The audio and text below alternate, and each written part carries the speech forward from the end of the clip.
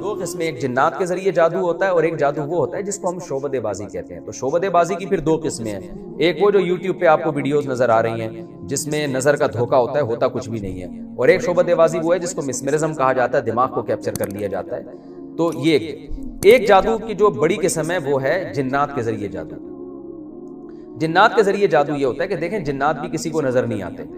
جنات کیا کرتے ہیں کہ آپ جو ہے نا جنات کو قابو میں نہیں کر سکتے، جنات کسی کے قابو میں نہیں آتے. لیکن جنات میں جو برے جنات ہوتے ہیں ان کی خواہش ہوتی ہے انسان کو نقصان پہنچانا. تو بعض لوگ یہ علم، یہ کچھ ایسا تجربوں کے بعد ایک ہنر سیکھ لیتے ہیں، یا ہنر بھی اس کو ہم نہیں کہہ سکتے بلکہ یہ چیز بھی کوئی بھی کر سکتا ہے، کوئی ہنر نہیں ہے. بعض دفعہ یہ ہوتا ہے کہ آپ جو شیاطین جنات ہیں ان کو خوش کرنے کے لیے کوئی ایسا الٹا کام کرتے ہیں، انتہائی خطرناک اور انتہائی بھیانک کام، جس سے وہ شیاطین جنات خوش ہو جاتے ہیں آپ سے، اور پھر آپ ان کو ایک میسج دیتے ہیں. اس میسج دینے کے مختلف طریقے ہوتے ہیں. وہ میسج دیتے ہیں جس کے فلاں کو نقصان پہنچانا ہے یا فلاں کا جو ہے وہ برباد کرنا ہے وغیرہ وغیرہ. تو وہ پھر کیا کرتے ہیں، جنات کو جب وہ میسج دیا جاتا ہے تو وہ جنات جا کے وہ کام کر کے آ جاتے ہیں. اس کی مثال ہے جیسے بعض لوگ کیا کرتے ہیں، جو مرغی کے چوزے ہوتے ہیں ان کو زندہ دفن کر دیا مٹی کے اندر. ابھی ایک بڑا وحشیانہ کام ہے، اس سے شیاطین جنات خوش ہو جاتے ہیں، کیونکہ وہ جن تو اصل میں شیطان ہے، وہ تو چاہتا ہے کہ انسان کفر کا راستہ اختیار کرے. یا معصوم بچوں کی، مردوں کی، معصوم بچوں کی ہڈیاں نکال لی جاتی ہیں جو مردے ہوتے ہیں، یا ان بچوں کا گوشت کھایا جاتا ہے، یا گندگی میں رہا جاتا ہے. ہر وہ کام جو انسان کے کرنے کے نہیں اور انتہائی وحشیانہ. اس میں بعض بدبخت یہ بھی کرتے ہیں کہ قرآن کو الٹا لکھتے ہیں، یا معاذ اللہ نقل کفر، یہ کہتے ہوئے بھی ڈر لگتا ہے قرآن گندگی سے لکھنا شروع کر دیتے ہیں، خون سے یا گوبر سے، معاذ اللہ، اللہ بچائے ایسے جرم سے. تو اس سے کیا ہوتا ہے کہ شیاطین جنات بہت زیادہ خوش ہو جاتے ہیں. تو پھر آپ ان کو ایک میسج دیتے ہیں. اس میسج دینے کے طریقے مختلف ہوتے ہیں. بعض دفعہ اس شخص کا پتلا بنا کے اس کا نام لکھ کے جو ہے وہ اس میں سوئیاں چبو دی جاتی ہیں، جس سے جنات کو یہ میسج ملتا ہے کہ اس شخص کو ہم نے اس طرح سے تکلیف دینی ہے. اب یہ تو جادوگروں کا شعبہ ہے، اس گندگی میں وہی لوگ پڑھتے ہیں. تو اس کا نتیجہ یہ نکلتا ہے کہ جنات پھر آپ کے اس میسج پر عمل کر کے اس شخص کو تکلیف دینا شروع کر دیتے ہیں. تو یہ بھی ایک طریقہ ہے. اس میں وہ تکلیف تو نظر آ رہی ہوتی ہے لیکن اس تکلیف کا سبب آپ کو نظر نہیں آ رہا ہوتا، کیونکہ جنات نظر نہیں آتے. تو اس بیس پر بھی اس عمل کو جادو کہا جاتا ہے، کیونکہ میں نے جادو کی ڈیفینیشن آپ کے سامنے یہ بیان کی کہ رزلٹ ہے لیکن اس کے اسباب نظر نہیں آ رہے. ڈاکٹر پریشان ہوتے ہیں بندے کو کیا ہو گیا، یہ کیوں کلا بازیاں کھا رہا ہے، یہ کیوں جو ہے اس کو تکلیف کیوں ہو رہی ہے، اور روزانہ وہ گھل رہا ہوتا ہے. 99% تو نفسیاتی بیماریاں ہوتی ہیں، جنات نہیں ہوتے. لیکن 1% بعض دفعہ جنات بھی ہوتے ہیں جو انسان کو تنگ کر رہے ہوتے ہیں، ان جنات کو میسج دیا ہوتا ہے کسی نے. تو یہ جادو کی ایک قسم ہے. تو ہمارے نبی صلی اللہ علیہ وسلم پہ جو جادو ہوا تھا وہ یہ جنات والی قسم کا جادو تھا. آپ صلی اللہ علیہ وسلم پر جو ہے وہ کنویں کے اندر جادو کیا گیا تھا. سورہ فلق سورہ ناس کی تفسیر میں اس کو ڈیٹیل سے بیان کر چکا ہوں. تو یہ جو پہلی قسم ہے جادو کی، جس میں شعبدے بازی ہوتی ہے، جو یوٹیوب پہ ویڈیوز آ رہی ہیں، ٹانگ کاٹ کے الگ کر دیا اور پھر جوڑ دیا، اس جادو سے ہر ایک کی نظر دھوکہ کھاتی ہے، چاہے عقل مند ہو یا بے وقوف ہو، کیونکہ یہ تو نظر بندی ہے نا ایک طرح کی. اس سے ہر ایک دھوکہ کھا سکتا ہے. بڑے بڑے عقل مند لوگ بھی دھوکہ کھا سکتے ہیں، کیونکہ آپ جب جائیں چڑیا گھر میں اور دیکھیں کہ لومڑی ہے اس کے سر پہ عورت کا سر لگا تو ہر آدمی پاگل ہو جاتا ہے دیکھ کے، یار یہ ہو کیا رہا ہے. تو جب تک اس کی لاجک سامنے نہیں آتی یہ اثر ہر ایک پر ہوتا ہے. دوسری جو قسم میں نے بیان کی کہ دماغ کو کیپچر کر لینا، یہ ہر ایک پر نہیں ہوتا، یہ بہت مشکل ہے. یہ انہی پر ہوتا ہے جو بے وقوف ہوتے ہیں اور انفعال، ان کے اندر قوت ارادیہ کو سے متاثر ہونے کا مادہ زیادہ ہوتا ہے. تبھی یہ عورتوں پہ زیادہ اثر ہوتا ہے اس کا. وہ لوگ جن کا مضبوط کانفیڈنس کے مالک ہوں، مضبوط قوت ارادیہ ہو، ان کو آپ جو مرضی کروا دیں ان کو یہ اٹھ پٹانگ چیزیں نظر نہیں آئیں گی کبھی. اس کی میں ایک اور واقعے سے بات سمجھا دیتا ہوں. ہم ایک دفعہ ایک گاؤں میں گئے تو وہاں ایک قبر تھی. اس قبر کے بارے میں یہ مشہور تھا کہ اس قبر میں ایک بابا ہیں جو بھی قبر کے قریب لیٹتا ہے تو یہ بابا لات مار کے اس کو بھگا دیتے ہیں. تو ہم نے دیکھا جو بھی اس قبر پہ لیٹ رہا ہے واقعی ایک غیبی لات آ رہی ہے، اور وہ بندہ لڑکتا ہوا جا کے دیوار، قبرستان کی دیوار سے جا کے لگتا تھا، وہ ایسی کلابازیاں کھاتا ہوا جاتا. تو ہم نے کہا ڈرامے بازی ہے، یہاں شیاطین ہیں جو دھکے مار رہے ہیں. تو جس آدمی کی قوت ارادیہ مضبوط ہوگی اس پر شیاطین کا اثر نہیں ہوگا. تو ہمارے ایک طالب علم تھے، بہت ہی چھوٹا قد، دبلے پتلے سے، وہ لیٹے تو ان کو کچھ بھی نہیں ہوا. پھر میں لیٹا, مجھے بھی کچھ بھی نہیں ہوا. تو ان لوگوں نے کہا کہ یار یہ تم لوگوں کا عقیدہ صحیح نہیں ہے, اس طرح کی باتیں کی. کمال کی بات یہ, ہم دونوں کے بعد جب وہ لیٹے نا جو ہم سے جن کو پہلے دھکے پڑ چکے تھے, وہ لیٹے ہیں, تو اب وہ بھی کلا بازی نہیں کھا رہے, ان پہ بھی اثر نہیں ہو رہا. تو وہ اٹھ کے ہمیں کہنے لگے تم لوگوں نے پتہ نہیں کیا کیا, یہاں پہ بزرگ کی کرامت کی ختم کروا دی, تمہاری نحوست ہے. ہمیں گالیاں دینا شروع کر دی, انہوں نے برا بلا کہنا. ہم نے کہا یہ کوئی کرامت ورامت نہیں ہے, اصل میں یہاں شیطان ہے, شیاطین یہاں ہیں, جنات ہیں. جب جنات نے دیکھا کہ ایک شخص کی قوت ارادی مضبوط ہے تو جنات وہاں سے شارٹ ہو گئے. اب وہ تم پہ بھی اثر نہیں کر پا رہے ہیں. تو جنات کا جادو ہو یا یہ جو مسمرزم والا جادو ہو, یہ عام طور پر ان پر اثر انداز ہوتا ہے جن کی قوت ارادیہ کمزور ہوتی ہے. اس میں مسلم اور غیر مسلم کا فرق نہیں ہے. آپ ہندو ہیں لیکن قوت ارادیہ مضبوط ہے, آپ پہ جادو اثر نہیں کرے گا. آپ مسلم ہیں لیکن عاملوں کے چکر میں پڑے ہوئے, ہر وقت جن چڑیل بھوت سے ڈر لگا ہوا ہے, تو آپ پر اثر ہو جائے گا. لوگ سمجھتے ہیں نیک آدمی پہ اثر نہیں ہوتا, اس کا نیک سے تعلق نہیں ہے. آپ تہجد گزار بھی, آپ پہ جادو اثر کر جائے گا. ہاں یہاں ایک سوال پیدا ہوتا ہے کہ میں بار بار یہ کہہ رہا ہوں جن کی قوت ارادیہ مضبوط ہو ان پہ یہ اثر نہیں ہوتا جادو کا, تو ہمارے نبی صلی اللہ علیہ وسلم پہ جادو کا اثر کیوں ہو گیا؟ جنات والا جادو ہمارے نبی پر کیا گیا تھا. اور موسیٰ علیہ السلام پہ جادو کا اثر کیوں ہو گیا؟ موسیٰ علیہ السلام پر جو جادو ہوا تھا وہ دوسری قسم کا جادو تھا, مسمرزم والا جادو نا, کہ انہوں نے قوت خیالیہ پہ قبضہ کر لیا اور لوگوں کو یہ دکھا دیا اپنے جادو کے زور سے, مسمرزم کے ذریعے, کہ یہ لاٹھیاں سانپ بنی ہوئی ہیں, حالانکہ وہ حقیقت میں سانپ نہیں بنی تھی. انہوں نے کیپچر کر لیا. تو سوال پیدا ہوتا ہے موسیٰ علیہ السلام پہ اثر کیوں ہو گیا, حالانکہ ان کی تو قوت ارادی بڑی مضبوط تھی. اس کا جواب یہ ہے کہ یہ اثر اللہ نے ایک حکمت سے ہونے دیا, کیونکہ یہاں ایک معجزہ ظاہر کرنا تھا. اگر موسیٰ علیہ السلام پہ خوف طاری نہ ہوتا, بالکل کانفیڈنس کے ساتھ کھڑے ہوتے, تو فرعون نے جو یہ الزام لگایا نا کہ یہ نورا کشتی ہے, اس الزام کو لوگ برحق سمجھنا شروع کر دیتے. لوگ کہتے ہیں کہ واقعی دیکھو موسیٰ علیہ السلام پہ تو کوئی اثر ہی نہیں ہوا, اس کا مطلب وہ یہ جانتے تھے کہ یہ جادو ہے اور یہ حقیقت نہیں ہے. تو اور جادوگر ہی جان سکتا ہے کہ یہ جادو ہے, اس کا مطلب معاذ اللہ یہ بھی جادوگر ہے.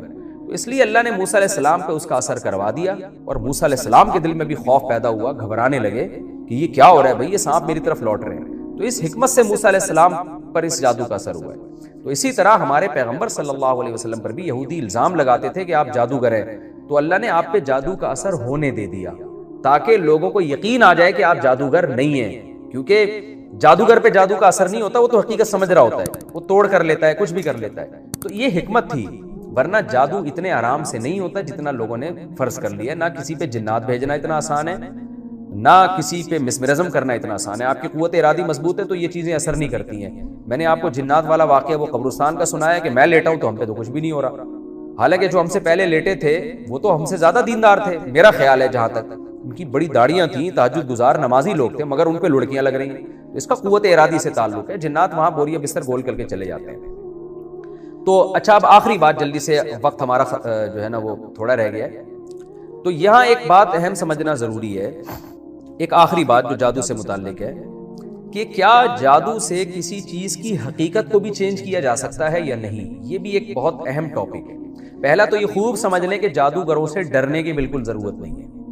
جس طرح آج عاملوں کو مسلط کر لیا ہے نا, فلاں پہ جن, فلاں پہ چھوڑے, 99% بھی نہیں بلکہ 99.9% نفسیاتی کیسز ہوتے ہیں جن کو لوگ جادو سمجھ رہے ہوتے ہیں عاملوں کے کہنے سے.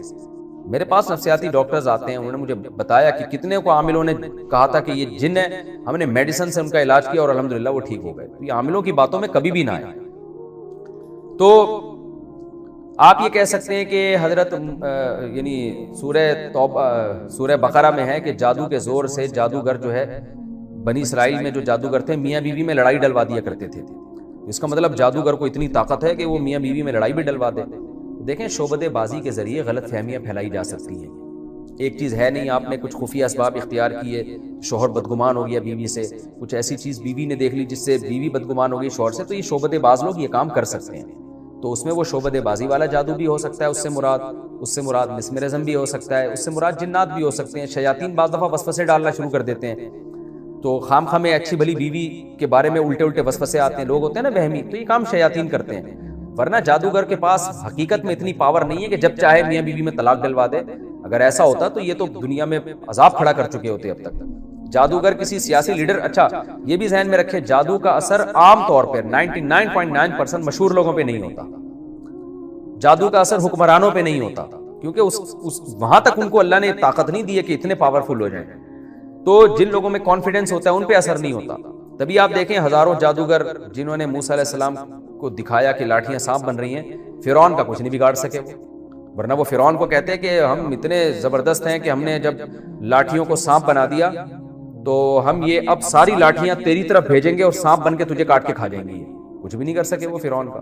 فرعون نے ان کو قتل کر دیا. اور آج بھی دیکھ لیں سیاسی لیڈر ایک دوسرے کے خلاف تقریریں کر رہے ہوتے ہیں، کہیں بھی کسی کے پاس کوئی جادوگر نہیں ہوتا کہ جادو کے زور سے مسلم لیگ کی حکومت ختم کرا دی یا مسلم لیگیوں نے جادوگروں کے زور سے پی ٹی آئی کی حکومت ختم کرا دی ہو. ایسا کچھ بھی نہیں ہوتا. تو یہ جادوگروں کو اتنا نہ باپ بنائیں اپنا، کیونکہ آج ہر خاندانی جھگڑے میں الزام لگا دیا جاتا ہے فلاں نے جادو کیا، فلاں نے یہ کیا، فلاں نے یہ کیا. یہ سب ڈرامے بازی ہے. اتنے آرام سے یہ چیزیں نہیں ہوتی، اور جادو کا اثر ہر ایک پر ہوتا بھی نہیں ہے، اور جس پر ہوتا ہے تو ضروری نہیں کہ 100% اثر ہو. یہ عین ممکن ہے 1% ہو، 2% ہو. اتنا زیادہ ان چیزوں سے گھبرانے کی ضرورت نہیں ہے. جو لوگ ان چیزوں سے زیادہ گھبراتے ہیں، ان چیزوں سے زیادہ پڑھتے ہیں، انہی پر زیادہ اثر ہوتا ہے ان چیزوں کا. اچھا، یہاں ایک اہم بات جو میں آپ کے سامنے عرض کروں کہ کیا جادو کے زور سے کسی چیز کی حقیقت کو بھی چینج کیا جا سکتا ہے؟ یعنی کیا یہ پاسبل ہے کہ جادو کے زور سے لاٹھی کو حقیقت میں سانپ بنا دیا جائے؟ یا یہ پاسبل ہے کہ جادو کے زور سے پتھر کو حقیقت میں کوئی چیز بنا دی جائے؟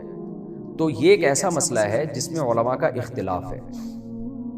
ہمارے ہی قریب کے بعض علماء اس طرف گئے ہیں کہ جادو کے زور سے کسی چیز کی حقیقت بھی چینج ہو سکتی ہے، اور اس کے ناجائز ہونے کی یا ناممکن ہونے کی، ناجائز تو نہیں کہیں گے، کہتے ہیں اس کے ناممکن ہونے کی ہمارے پاس کوئی دلیل نہیں ہے. اور ان میں مولانا اشرف علی تھانوی رحمۃ اللہ علیہ جو ماضی قریب کے علماء میں سے ہیں، ان کی رائے یہی ہے کہ یہ ممکن ہے کہ جادو کے زور سے کوئی جادوگر کیا کرے، ایک چیز کی حقیقت ہی کو چینج کر دے. اور ان کی دلیل کیا ہے؟ حضرت عبداللہ بن سلام رضی اللہ تعالی عنہ جو یہودیوں کے بڑے عالم تھے، وہ یہ کہا کرتے تھے کہ اگر رسول اللہ صلی اللہ علیہ وسلم کے بتائے ہوئے مخصوص دعا میں نہ پڑھتا تو یہودی مجھے جادو کے زور سے حمار یعنی گدھا بنا دیتے. اس حدیث سے بعض علماء نے استدلال کیا ہے کہ بھئی اس سے پتہ چلتا ہے کہ بعض دفعہ جادو اتنا پاورفل ہوتا ہے کہ انسان کو وہ جانور بھی بنا سکتا ہے. لیکن دوسری طرف دوسرے علماء ہیں جیسے امام ابو بکر الجساس رحمہ اللہ تعالی، بہت بڑے مفسر قرآن گزرے ہیں وہ. ان علماء کی رائے یہ ہے کہ یہ ممکن نہیں ہے کہ جادو کے زور سے کوئی چیز حقیقت میں ہی چینج ہو جائے. اور ان کے بھی مضبوط دلائل ہیں. ان کی دلیل قرآن مجید کی یہ آیت ہے. وہ کہتے ہیں قرآن یہ کہہ رہا ہے کہ جادوگروں نے جب رسیاں پھینکی ہیں اور وہ سانپ بن کے دوڑنے لگی ہیں، سحروا اعین الناس، انہوں نے جادو کیا، اور کیسا؟ وجاؤوا بسحر عظیم، بہت بڑا جادو لے کر آئے. تو اس بہت بڑے جادو کے بارے میں بھی قرآن کہہ رہا ہے یخیل الیہ من سحرہم، لوگوں کو ایسا لگا کہ یہ رسیاں سانپ ہیں، حقیقت میں سانپ نہیں تھی. تو کہہ رہے ہیں اتنا بڑا جادو بھی رسیوں کو حقیقت میں سانپ نہیں بنا سکا، تو اور کون بڑا جادوگر ہے جو آئے اور کہے کہ میں حقیقت میں یہ کر سکتا ہوں، میں انسان کو گدھا بنا سکتا ہوں. اتنے بڑے جادو کے بارے میں قرآن کہہ رہے صرف خیالی پلاؤ تھی، یہ حقیقت میں کچھ نہیں تھا. اس کا جواب جو دوسرے علماء ہیں نا جو کہتے ہیں کہ نہیں حقیقت بھی چینج ہو سکتی ہے، وہ یہ کہتے ہیں کہ بھئی قرآن نے یہ کہا ہے کہ یہ بہت بڑا جادو تھا، یہ تو نہیں کہا کہ دنیا کا سب سے بڑا جادو تھا. تو عین ممکن ہے اس سے بھی بڑا جادو ہو جو حقیقت میں بنا دے. لیکن میرا جو اس بارے میں موقف ہے وہ یہی موقف ہے کہ اگر ہم قرآن و سنت کو اور مشاہدے کو دیکھتے ہیں تو ہمیں یہ بات واضح معلوم ہو جاتی ہے کہ جادو کے زور سے چیزیں حقیقت میں چینج نہیں ہو سکتی. دیکھیں حضرت مولانا اشرف علی تھانوی رحمۃ اللہ علیہ کی جو رائے تھی نا، اس رائے کی بیس تھی یہ عبداللہ بن سلام رضی اللہ تعالیٰ عنہ والا واقعہ کہ وہ یہ کہتے تھے کہ مجھے یہودی گدھا بنا دیتے. تو ہماری رائے یہ ہے کہ یہاں حقیقت میں گدھا نہیں بنا دیتے، بلکہ یہ بھی ممکن ہے کہ ایسا بنا دیتے دیکھنے میں انسان گدھا لگنے لگتا.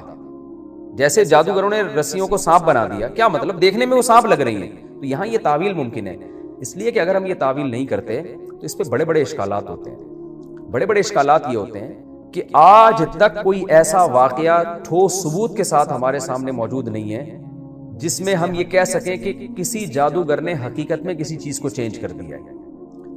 مولانا اشرف علی تھانوی رحمۃ اللہ علیہ اس کا جواب یہ دیتے ہیں کہ بھئی پوری دنیا کس نے گھوم کے دیکھا ہے. لیکن آج کے دور میں سوال یہ ہوتا ہے کہ آج الیکٹرانک میڈیا نے دنیا کو ایک گاؤں کی طرح بنا دیا ہے, ایک چھوٹی سی کالونی کی طرح بنا دی ہے.